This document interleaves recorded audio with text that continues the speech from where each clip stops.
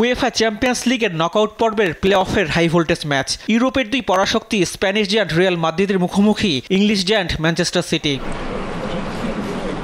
সম্প্রতি Spanish giant রিয়ালের সময়টা ভালো খারাপ মিলিয়ে কাটছে। সবশেষ 5 ম্যাচে 3 জয়ের পাশাপাশি একটি করে পরাজয় ও ড্র করেছে। প্লে অফেও জায়গা করে নিতে পয়েন্ট টেবিলে নিচের দিকে অবস্থান ছিল গ্যালাক্টিকোদের। তাই তো রিয়ালের জন্য কাজটি হবে চ্যালেঞ্জিং।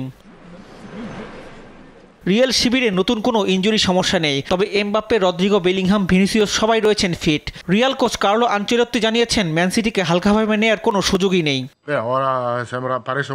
প্রতিবারই যখন তাদের মুখোমুখি হই, প্রস্তুতি পর্বটা থাকে দুঃস্বপ্নের মতো, কারণ সবসময় সে এমন কিছু বের করে জানিয়ে বাড়তি মাথা ঘামাতে হয়। সিটি এখনও ইউরোপের সেরা দলগুলোর একটি, তাদের আছে সেরা একজন কোচ। টুর্নামেন্টের এই পর্যায়ে সিটির চেয়ে কঠিন প্রতিপক্ষ আমরা আর পেতে পারতাম না।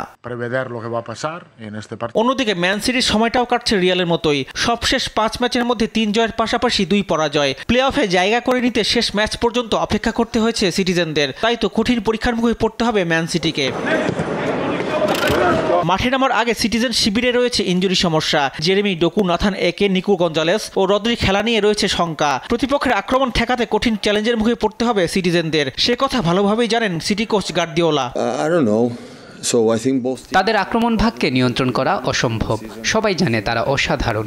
আমাদের যতটা সম্ভব লড়াইয়ে তাদের সম্পৃক্ততা কমাতে হবে। এরপরও তাদেরও মুহূর্ত আসবে এবং আমাদের তা মেনে নিতে হবে। বের্নাবেউ ম্যাচের জন্য ভালো ফলাফল পেতে প্রথম লেগে আমাদের স্মার্ট হতে হবে এবং ছন্দ বুঝতে হবে। চ্যাম্পিয়ন্স লিগের আরেক ম্যাচে ফরাসি জায়ান্ট পিএসজির মুখোমুখি হবে আরেক ফরাসি ক্লাব ব্রেস্ট। রিফাত আঞ্জুম, দেশ টিভি, স্পোর্টস ডেস্ক।